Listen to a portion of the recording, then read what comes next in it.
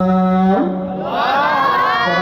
নম্বর সূরা সূরা আল ইমরান 19 নম্বর আয়াত। আল্লাহ বললেন আমার পক্ষ থেকে একটি মাত্র জীবন ব্যবস্থা, যার নাম ইসলাম। ইসলাম মানে শুধু নামাজ নয়, ইসলাম মানে শুধু রোজা নয়, ইসলাম মানে শুধু হজ নয়। যারা পৃথিবীতে মুসলিম হবে, এই মুসলিমরাই জীবন ব্যবস্থা হিসেবে ইসলামকে গ্রহণ করবে। জোরে বলি আল্লাহু আকবার। এই জমিন সবচেয়ে বেশি ষড়যন্ত্র করেছে ইসলাম নিয়ে কাফেরেরা। কাফেরদের সিদ্ধান্ত হচ্ছে জমিন ইসলামকে প্রতিষ্ঠিত হতে দেবে না। কিন্তু আমাদের তো মুসলমানের দেশ, মসজিদের সংখ্যা বেশি, মুসলমানের সংখ্যা বেশি, এরপরে ইসলাম প্রতিষ্ঠিত। যারা ইসলাম প্রতিষ্ঠিত হতে দিতে চায় না, ইসলামের আলোকে নিভিয়ে দিতে চায়, তারা হচ্ছে কাফের। তারা কি? ইউরিদুনা আন ইউতফিউ নূরাল্লাহি বিআফওয়াহিহিম ওয়া ইয়াবাল্লাহু ইল্লা আন ইউতিম্মা নূরাহু ওয়ালাউ কারিহাল কাফিরুন।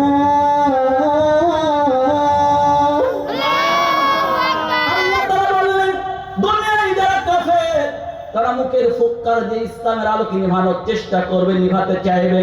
যারা কাফের তারা ইসলামকে বিজয় হতে দিতে চাইবে না।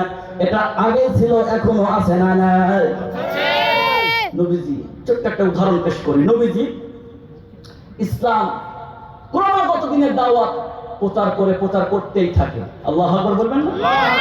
কাফেররা অনেকভাবে চেষ্টা করে যে এই বাধা কেমন করে রোখা যায়, কেমন করে দাঁড় করানো যায়, স্তব্ধ করে দেওয়া যায়, বন্ধ করে দেওয়া যায়। নিজেদের সকল শক্তি যখন ব্যর্থ হয়ে গেল, আবু জেহেল, আবু লাহাব, উতবা, সাইবা, ওনারা তখন চিন্তা করলো ওই সময় ইয়ামান সবচাইতে পাওয়ারফুল, সবচাইতে শক্তিশালী, পরাশক্তি কাছে তারা আশ্রয় নিল। হাবিব বিন মালিক ওই সময় ইয়ামানের প্রেসিডেন্ট সরকার, তার কাছে গেলেন যে নবীজি সম্পর্কে, ইসলাম সম্পর্কে নানান মিথ্যে কথা বললেন, সাহায্য চাইলেন। হাবিব বিন মালিক বললেন আগামী সপ্তাহে আপনার দেশে আমি আসব, আপনার কাবা ঘর দেখা হবে, নতুন নবী দাবিদার ব্যক্তিকেও দেখা হবে, মুহাম্মদকেও দেখা হবে। বাস চলে আসলেন। আবু জেহেল ওই হাবিব বিন মালিককে স্বাগত জানানোর জন্য একটি স্বর্ণের চেয়ার আর একটি রূপার চেয়ার, দুইটা চেয়ার বানালেন। স্বর্ণের চেয়ারে বসবেন হাবিব বিন মালিক, আর রূপার চেয়ারে বসবেন আবু জেহেল। ইয়ামান থেকে প্রধান বড় শক্তিধর পাওয়ারফুল ব্যক্তি আসবে। স্বাগত জানানোর জন্য হাজার হাজার মানুষ দাঁড়ায় গেছে। বিশাল সৈন্যবাহিনী নিয়ে হাবিব বিন মালিক হাজির হয়ে গেলেন। হাজির যখন হয়ে গেলেন, হাবিব বিন মালিককে বসানো হলো স্বর্ণের চেয়ারে, আর আবু জেহেল বসলেন রূপার চেয়ারে। আবু জেহেলের সিদ্ধান্ত নবীজিকে এখানে অপমান করবে, অপদস্থ করবে। আজকে এই শক্তি প্রয়োগ করে ইসলামের প্রচার প্রসার সহ সকল যাবতীয় কার্যক্রম বন্ধ করে দেবে। একটু আর বলা যাবে কি নাউজুবিল্লাহ? হাবিব বিন মালিক বলে কোথায় উনি, নিয়ে আসো। সকল মানুষ সৈন্যবহর নিয়ে হাবিব বিন মালিক হাজির, উপস্থিত মক্কার লোকেরা হাজির। হাবিব বিন মালিককে দেখার জন্য এসছে। আর সবচেয়ে বড় কথা হচ্ছে নবীজিকে অপমান অপদস্থ করবে। আচ্ছা বলেন, সম্মানের মালিককে, অপমান করার মালিককে? এদিক সেদিক যাচ্ছি না, সোজা কথা যাচ্ছি। নবীজিকে আহ্বান করা হলো।